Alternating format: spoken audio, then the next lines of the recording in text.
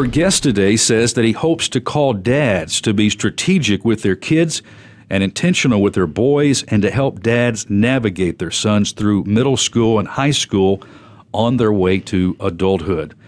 The heart of this desire is expressed in a new book called Flight Plan, Your Mission to Become a Man. It's written by Lee Burns and Braxton Brady. Braxton Brady is the chaplain of Presbyterian Day School here in Memphis and is our guest today on Mid-South Viewpoint. Braxton, welcome. How are you doing? I'm doing very well, thanks. You look just as good on television as you do radio. I saw a clip on YouTube of you being on Mary Beth Conley's program in 9 Live, and you look great on TV, and you look extra great on radio. How are you doing? I'm doing great. I'm glad the camera makes me look a lot better than I actually am. You know, Braxton, Hollywood often demonstrates their view of a real man in the movies as the macho man hero with bulging muscles and strapped with an arsenal of artillery, taking on a battalion of villains, and still has time for a dinner date with a beautiful model before going home to his estranged wife and complaining kids? Or does that perfect picture of the executive living the life of the rich and famous?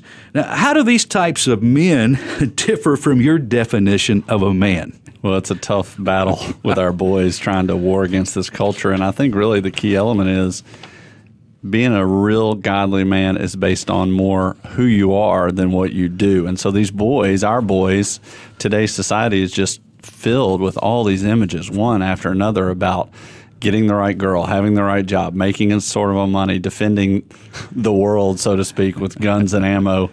You can see in video games all the time, those kinds of things. But our definition of manhood is a real man glorifies God by seeking an adventuresome life of purpose and passion as he protects and serves others. So we want boys to understand that their mission in life is not about necessarily what you do, but why you're doing it, to glorify God in all you say and do. And then it doesn't matter what you're doing at that point in time as long as your purpose is right.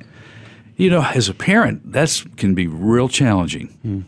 Even a church family that's active, Sunday and other activities that are good for their family. I mean, you have all these negative influences. Absolutely. And I think part of the problem, as you just mentioned, is we've just become a taxi service. We're carting our kids around so much, and church is part of the issue as well. But sports, grades, church activities, we're going so much that we don't have time to sit down and be proactive and cast that vision for our kids. Braxton, you talk about dads helping teenage boys navigate the turbulent journey to manhood. With an abundant amount of absentee dads today that forsakes their responsibility of raising their children, where does that leave teenage boys in learning to become a man, especially without repeating their father's mistakes? Well, it's hard, and our boys are having a real tough time trying to navigate that journey to manhood because there's no target out there for them to shoot at. I mean, they're just navigating, and what has happened as parents is we've become reactive parents instead of proactive parents. And so what happens is our kid faces an issue and we react to it. They face another issue and they react to it instead of casting vision on the front end and being proactive and say, hey, I want to teach you on the front end, these things are coming, so we need to know how you can properly navigate those issues. You know, I worked with teenagers for a number of years in a Sunday school environment, taught for some 20 years, and of course you've been working with youth for a number of years too. Right. And it's interesting when you talk to youth and they get down and they're really open to kind of open up about their family and things that, especially, when a parent says, do this, don't do that.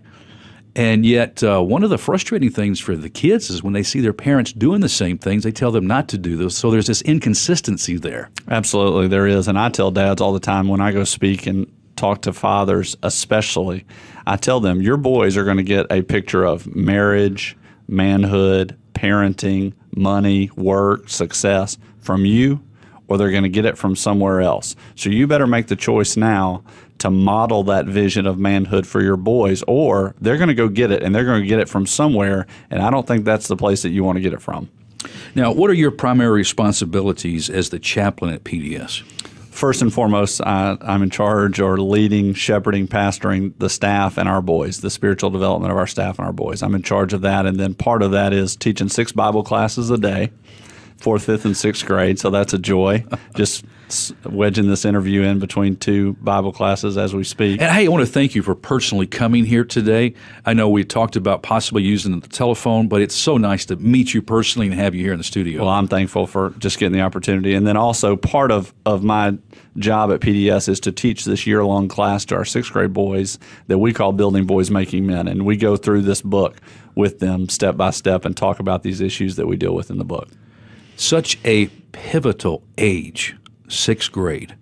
And it's even become more so. I mean, even you can look in some of the earlier grades now. Maybe when I was in school, it was probably 7th grade was a pivotal year, but it's even getting earlier now. Well, with the issues that boys are being faced with, when every bit of information that they want is one click away, you've got to start dealing with this at an early age because, dealing with issues like maybe like pornography, it would have been very difficult for me to try to get some type of pornographic material. Now, if a kid has a computer and he's in his room by himself, you might as well just stack some magazines in his closet because it's right there and they're going to see it. So dads need to step up to the plate and say, how am I going to deal with this? Because it's not if, it's when.